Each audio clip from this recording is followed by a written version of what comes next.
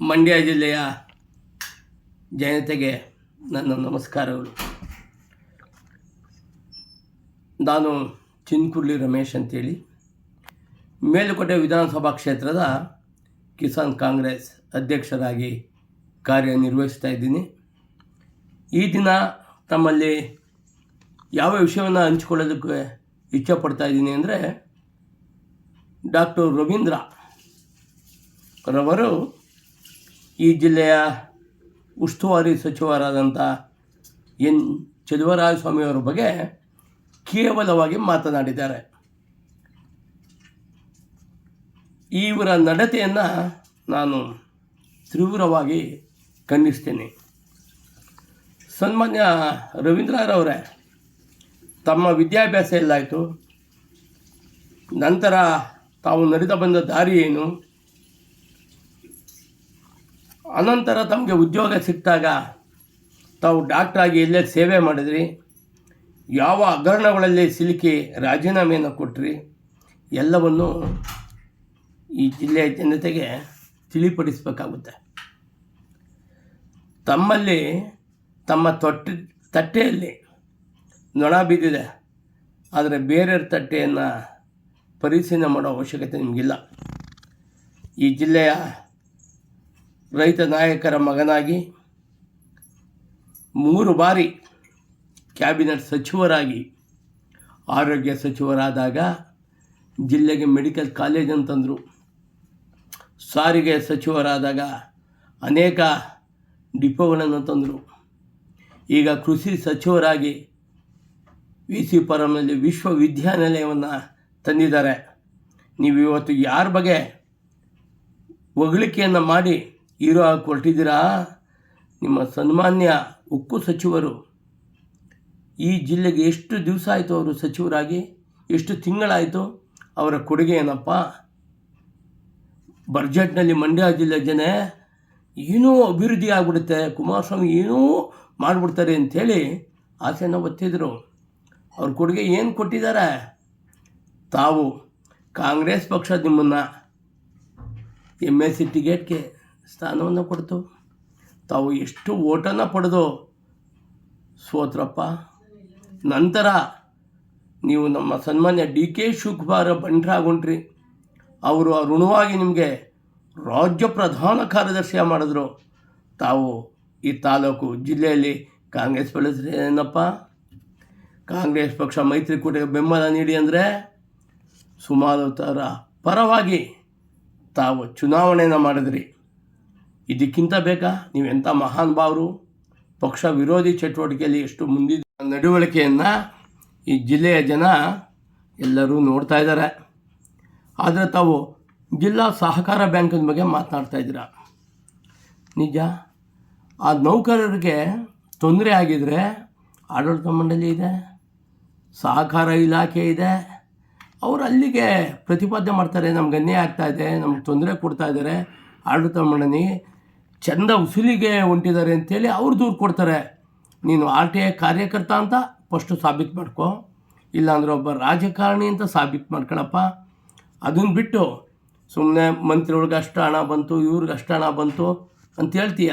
ಆದರೆ ಇವತ್ತು ಜಿಲ್ಲೆಯಲ್ಲಿ 76 ಸ್ಥಾನಗಳನ್ನು ತುಂಬುವ ಮೂಲಕ DC ಬ್ಯಾಂಕು ನಿರುದ್ಯೋಗಿಗೆ ಉದ್ಯೋಗ ಕೊಡೋದು ಹೊರಟಿದೆ.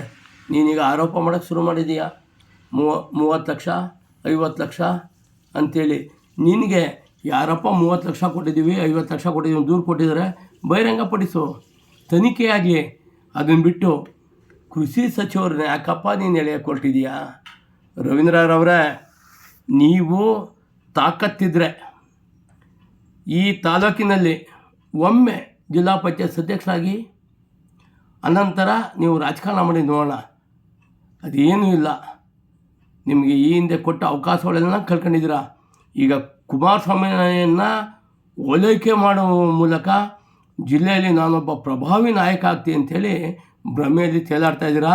ನಿಮಗಿಂತ ಸೀನಿಯರ್ ಲೀಡರ್ಗಳು JDSನ ಹಲವಾರು ಇದ್ದಾರೆ. ನೀವು ತಮ್ಮ ತೀವಲ್ಗೋಸ್ಕರ ಇದೇ ಚೆಲುವರಾಯಸ್ವಾಮಿಯನ್ನು ಸೋಲಿಸ್ಬೇಕು ಅಂತೇಳಿ ನಾಮಂಗಲದಲ್ಲಿ ಕ್ಯಾಂಪ್ ಮಾಡಿದ್ರಿ. ನಾಚಿಕೆ ಆಗ್ಬೇಕು ನಿಮಗೆ. ನಂತರ ಚೆಲುವರಾಯಸ್ವಾಮಿ ಗೆದ್ದು ಮಂತ್ರಿ ಆದಮೇಲೆ DCC ಬ್ಯಾಂಕಿಗೆ ಒಂದು ಸಭೆ ನಡೆಯುತ್ತೆ, ಅವ್ರ ಕಾರ್ಯಲ್ಲಿ ಕುಂತ್ಕೊಂಡು ಹೋಗ್ತೀರಿ. ಸ್ವಾಭಿಮಾನ ಇಲ್ಲ ನಿಮಗೆ? ನಾನು ಭಾಳ ಸ್ವಾಭಿಮಾನಿ ನಡೆ ಅಂತ ಹೇಳ್ಕೊತೀರ. ಎಲ್ರಿ ಸ್ವಾಭಿಮಾನ ಆಯ್ತು ನಿಮಗೆ? ಒಂದು ಕಡೆ ಚಲುವರಾಯಸ್ವಾಮಿ ಸೋಲ್ಬೇಕು ಅಂತ ಹೊರಟಿದ್ರಿ, ಇನ್ನೊಂದು ಕಡೆ ಮಂತ್ರಿ ಆದಮೇಲೆ ಅವ್ರ ಕಾರಲ್ಲಿ ಹೋಗ್ತೀರಾ? ಚಲುವರಾಯಸ್ವಾಮಿ ಬಗ್ಗೆ ಮಾತನಾಡೋದಕ್ಕೆ ನಿಮ್ಗೆ ಯಾವುದೇ ನೈತಿಕತೆ ಇಲ್ಲ ಕಣ್ರಿ. ಮತ್ತು ಏನು ತಾವು ಹೊರಟಿದ್ದೀರ ಕಾಟಾಚಾರದ ನಾಯಕರು ಅಂತ. ನಮ್ಮ ನಾಯಕರು ಕಾಟಾಚಾರದ ನಾಯಕರಲ್ಲ, CRS ತಾಕತ್ತಿನ ನಾಯಕರು.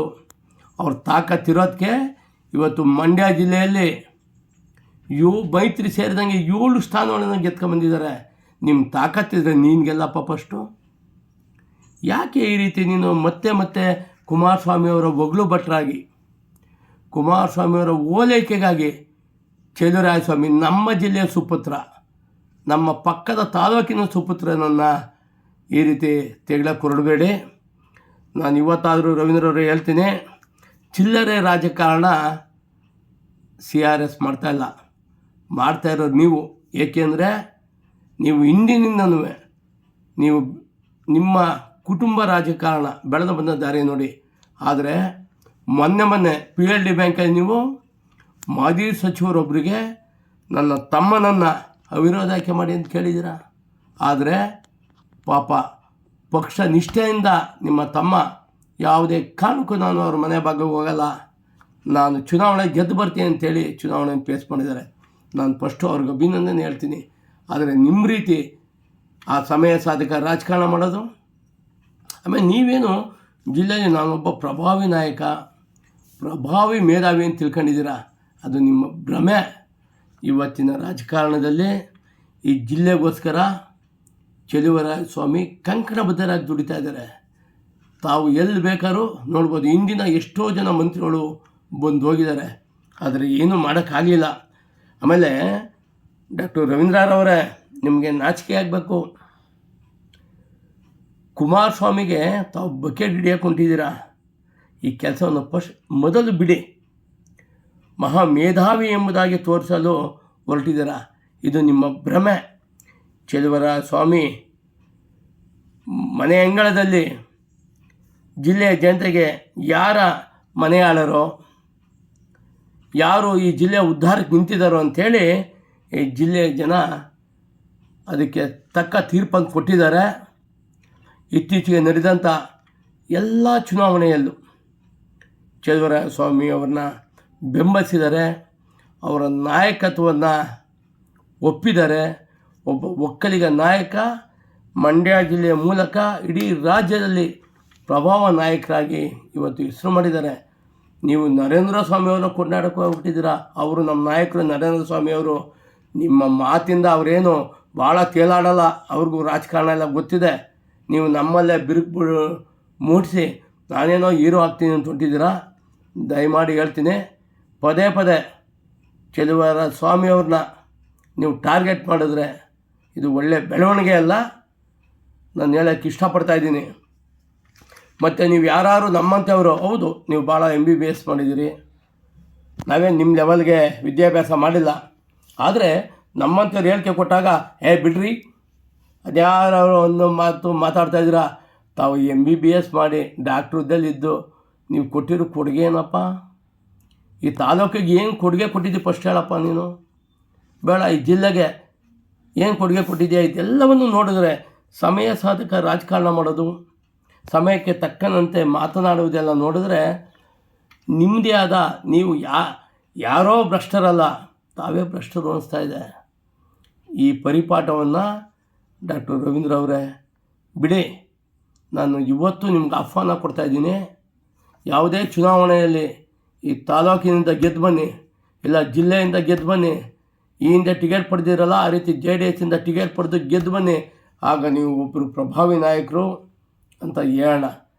ಅದನ್ನು ಬಿಟ್ಟು ತಮ್ಮ ತೇವಲಿಗೋಸ್ಕರ ನಾನು ಈ ರೀತಿ ಪಬ್ಲಿಕ್ಕಾಗಿ ಹೇಳ್ಬಿಟ್ರೆ ನಾನು ಹೀರೋ ಆಗ್ಬಿಡ್ತೀನಿ, ಮಂಡ್ಯ ಜಿಲ್ಲೆಯಲ್ಲಿ ಏನೆಲ್ಲ ಆಗ್ಬಿಡ್ತೀನಿ.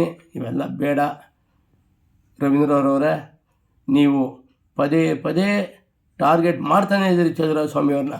ಹಾಗಾದರೆ ಚಲುವರಾಯಸ್ವಾಮಿಯವ್ರಿಗೆ ಯಾತಕ್ಕೆ ಕ್ರಿಯೆ ಆಗ್ತೀರಾ ನೀವು? ಯಾವ ಕೊಡುಗೆ ಆಗ್ತೀರಿ?